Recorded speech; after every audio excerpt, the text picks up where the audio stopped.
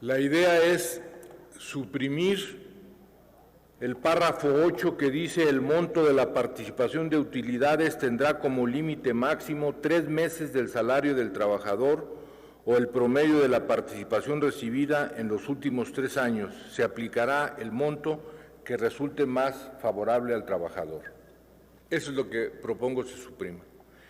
El lunes 5 de abril se hizo público el acuerdo tomado entre el Gobierno federal, representantes patronales y dirigentes del sector obrero. Este acuerdo representó la culminación de un proceso de diálogo social y político iniciado en noviembre del año pasado, cuando el Ejecutivo Federal presentó ante la Cámara de Diputados su iniciativa en materia de eliminación del outsourcing.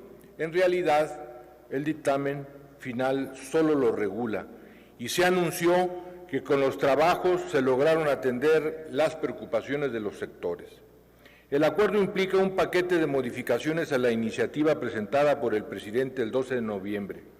Frente a la iniciativa, los acuerdos tomados por el Gobierno y los representantes de los sectores básicamente consisten en prohibir la subcontratación de personal, regular la subcontratación de servicios especializados distintos del objeto social y de la actividad económica preponderante de la empresa contratante, estableciendo como requisito un registro ante la Secretaría del Trabajo y Previsión Social y la inscripción al padrón público de las empresas de subcontratación de servicios y obras especializados.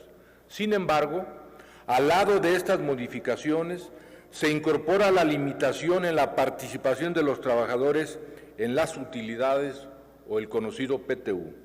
Al respecto, se establecieron 2 modalidades para el cálculo del reparto, que será con un tope de 3 meses de salario o el promedio de participación recibida en los últimos 3 años.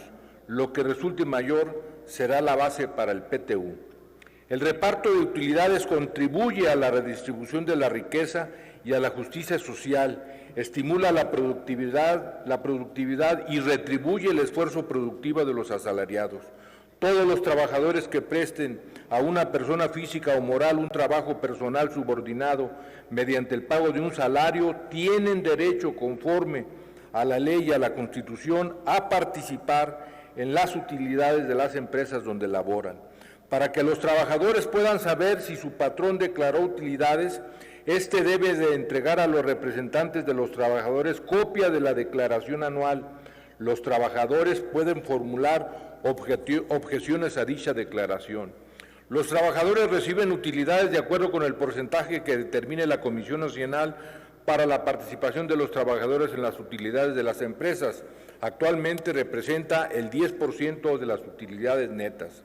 De acuerdo con datos del Censo Nacional de Población y Vivienda 2020, la PTU es la prestación laboral que menos cobertura tiene. Solo el 38.7% de los trabajadores asalariados reciben utilidades y en promedio equivale a 22 días de salario, o sea, 7,301 pesos. No todos los patrones están obligados a entregar utilidades. Se excluyen las empresas de nueva creación durante el primer año de funcionamiento, las empresas de nueva creación dedicadas a la elaboración de un producto nuevo durante los 2 primeros años de funcionamiento, las empresas de la industria extractiva de nueva creación durante el periodo de exploración, las instituciones de asistencia privada, el IMSS y las instituciones públicas descentralizadas con fines culturales, asistenciales o de beneficencia, y las empresas que tengan un capital menor del que fixe la Secretaría del Trabajo y Previsión Social por ramas de la industria, previa consulta con la Secretaría de Economía. Actualmente, el tope es de 300,000 pesos. Del mismo modo, no todos los trabajadores de una empresa entran en el reparto. Se excluyen los directores, administradores y gerentes generales de las empresas, trabajadores del hogar, trabajadores eventuales con una antigüedad menor a 60 días durante el año. La normatividad vigente no establece un límite, tope o cuantía promedio para el reparto de utilidades, solo las normas mencionadas y el porcentaje que establece la Comisión Nacional.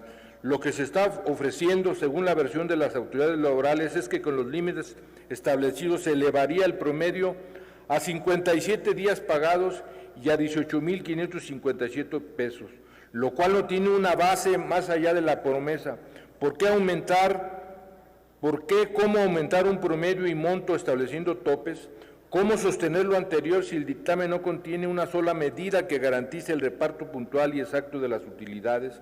La propuesta de acotar la PTU no fue para mejorar una prestación, sino para convencer al sector empresarial de aceptar la regulación de la subcontratación. Fue un toma y daca, sin pena, sin duda.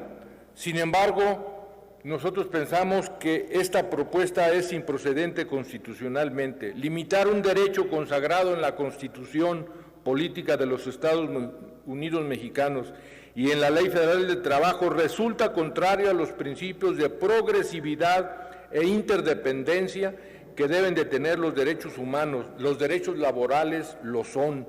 La reforma propuesta limita un derecho que no tenía limitaciones antes, por lo que es contrario a normas fundamentales en derechos humanos. También es contrario al principio de interpretación de normas del trabajo que deben ajustarse a los principios del trabajo digno o decente y que en caso de duda prevalecerá la interpretación más favorable al trabajador. Termino. Por estas razones sometemos a consideración de esta soberanía la presente reserva, esperando de cada uno de los integrantes de esta Asamblea la honra a la protesta rendida en nuestra toma de posesión, guardar y hacer guardar la Constitución. Compañeros, de no suprimir este artículo, un mar de recursos de inconstitucionalidad y de amparos veremos en los próximos días cuando se publique y tenga efectos esta iniciativa. Gracias, presidente.